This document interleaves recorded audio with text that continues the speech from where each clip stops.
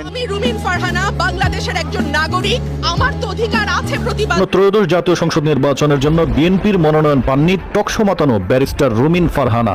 বিএনপির নেতা কর্মীদের জন্য গত 15 বছর লড়াই করলাম, তারা আমাকে দুঃসময়ে টেলিভিশন টকশোতে সরব উপস্থিতি ছিল ব্যারিস্টার রুমিন ফারহানার।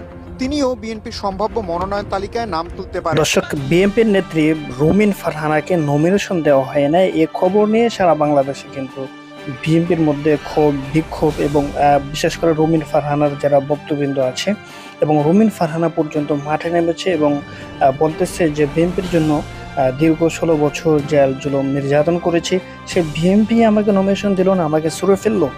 বিষয়টা ভিডিওটা খুবই গুরুত্বপূর্ণ আপনাদের জন্য।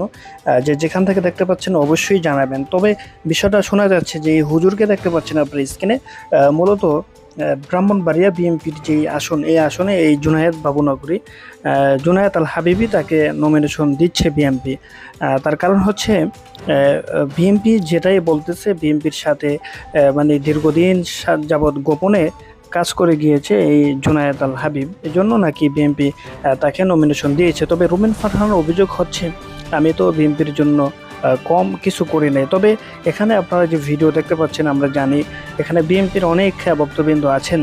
তো এই যে দুইজনের মধ্যে বিএনপির জন্য কে সবচেয়ে কার বেশি ত্যাগ আছে আপনারা মনে করেন? এখানে নমিনেশন কি রুমিন ফারহানা পাওয়ার যোগ্য, না যে দালাল মৌলবী? দেখা যায় আজকে আমরা বিষয়টা দেখতে পেয়েছি, দালাল মৌলবী আগে আওয়ামী লীগের পক্ষে সাফে গিয়েছিলেন, কিন্তু এখন আবার বিএনপির সাথে তলে তলে গোপন মিটিং করে তারেক জিয়াকে মোটা অঙ্কের টাকা দিয়ে তিনিও নমিনেশন নিচ্ছে। তবে বিষয়টা নিয়ে আপনারা যারা বিএনপির আছেন অবশ্যই জানাবেন। তবে বিএনপির হাজারো মানুষ কিন্তু রুমিন ফারহানার কে মনোনয়ন দেওয়ার জন্যই বিভিন্নভাবে আমরা আবেদন পাচ্ছি এবং তাদের দাবি হচ্ছে রুমিন ফারহানাকে মনোনয়ন দেওয়া হোক। আপনার মতামত কি, সেটিও আমাদেরকে জানাতে পারেন। দর্শক, ভালো থাকবেন। আসসালামু আলাইকুম।